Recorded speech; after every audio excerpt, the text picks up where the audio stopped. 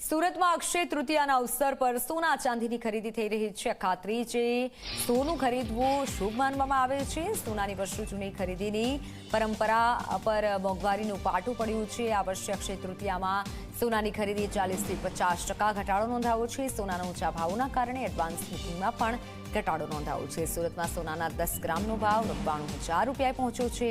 ગત વર્ષ 10 ગ્રામના ભાવનો 65,000 રૂપિયા ભાવ હતો, જ્યારે સોનાના અત્યંત ઊંચા ભાવના કારણે નવી ઘરાકી જોવા મળી નથી રહી।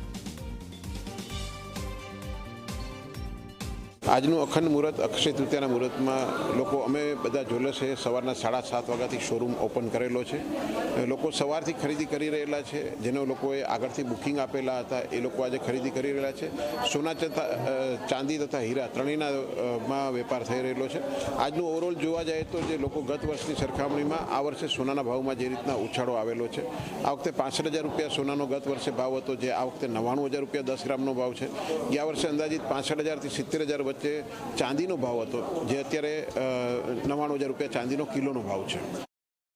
आज अक्षय तृतीया है और कहा जाता है कि अक्षय तृतीया के दिन सोना चांदी बाय करने से ये दिनों दिन ग्रोथ होती है, ये प्रॉस्पेरिटी की निशानी है।